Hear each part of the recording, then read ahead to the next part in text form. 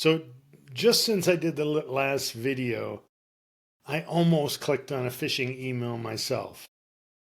Wouldn't that have made a great video? But I teach this stuff. I've been in healthcare for 20, 30 years. Well, 30 years in healthcare, but 20 years kind of progressing in technology. I run software companies. I know what to look for, and I still almost clicked it.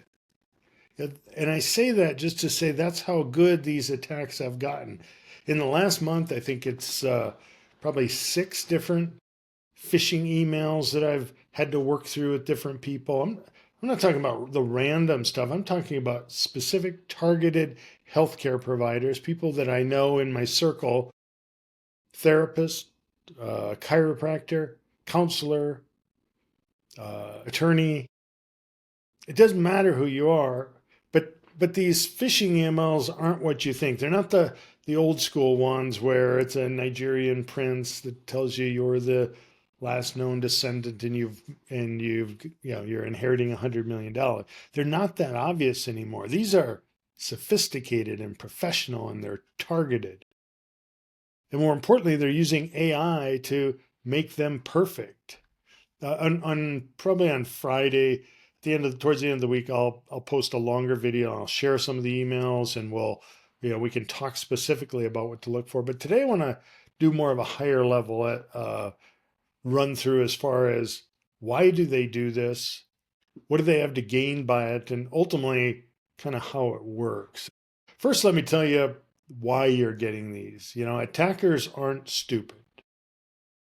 They know small healthcare practices are perfect targets for a variety of reasons. The first is you just have a lot of data. It doesn't matter whether it's small practice, big practice, you have a lot of data, medical records, therapy notes, billing information, sometimes social security numbers, hopefully not as much as we used to, but we still have to have them in some cases. And all of those items sell for specific amounts per record on the dark web. Some things may be valued a little bit more, but they all have a specific value. So that's the reason why. It's for money. 2 is the reason you're an easy target is because you're busy, you're seeing a lot of patients, you're documenting, you're not sitting there analyzing every email that comes in, you're in a hurry. And that's when we tend to make mistakes. So we're going to talk about that later in the video, how to prevent these. But the third one, probably the most important, they know you don't have the IT support that big hospitals do, big multi-provider clinics do. There's no security team monitoring your email. No one's running phishing simulations to test you out and to train you. It's just you or you and a small team. And I know for me, my first thought would be kind of going back to number 1, which was the money they make and the cost per record. Well, why don't they just go after the big fish, the hospital? Million records compared to my measly 1,000, 2,000, 10,000, 200, whatever it might be. And that is what they used to do. But here's what changed that. AI. We talk about AI and all the great things they could do, and you're all using ChatGPT and think it's amazing.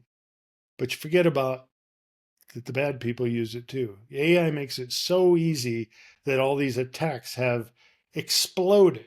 There used to be, there'd be typos in them, there'd be grammar mistakes. You could tell this wasn't even a naturally English speaking person that wrote.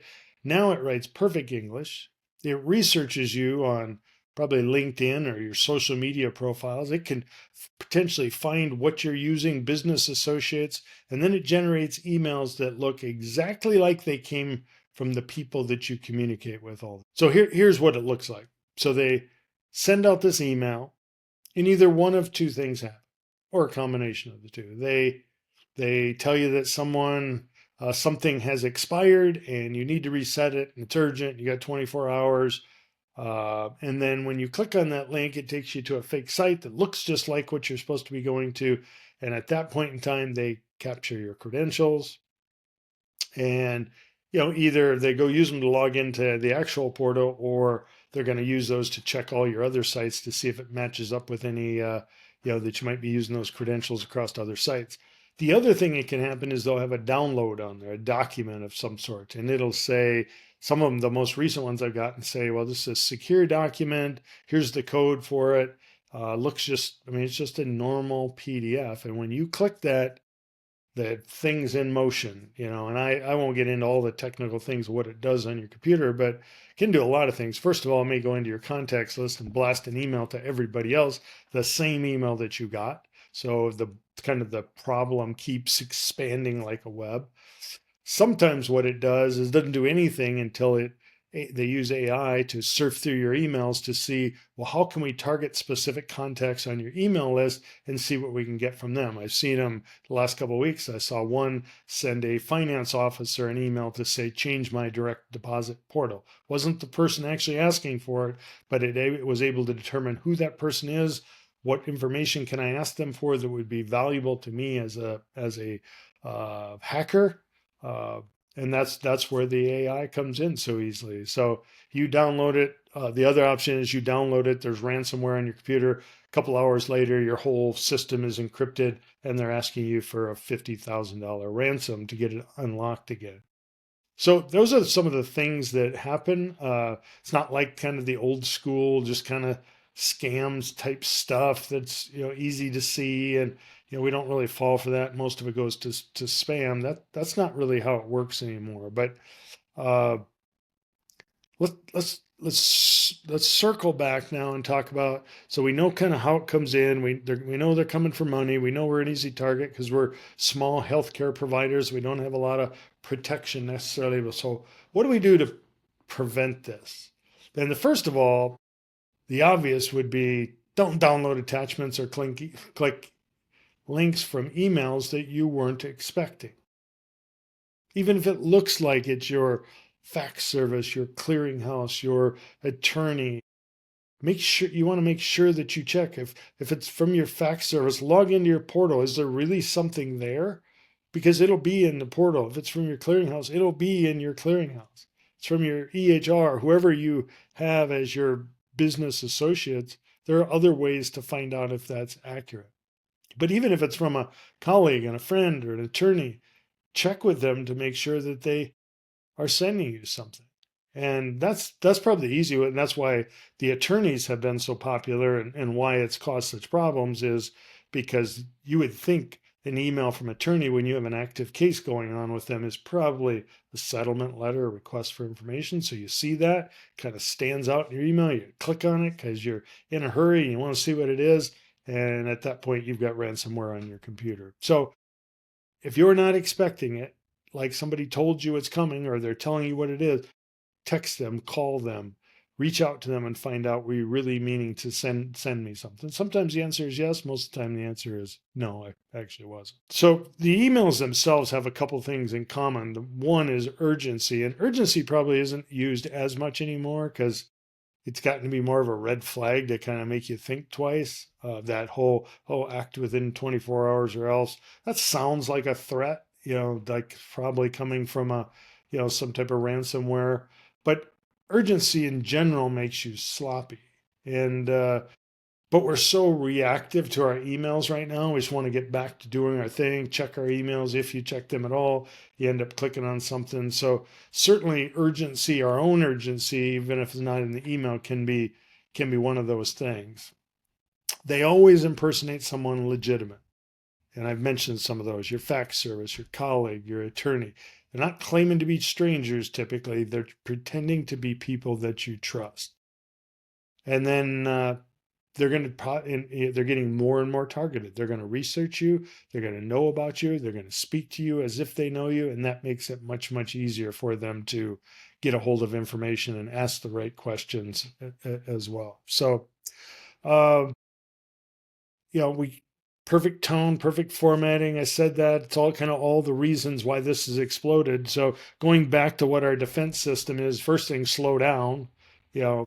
They're using urgency as a weapon, but we've got to slow down, take a second thought, look to see, is this a real email or not?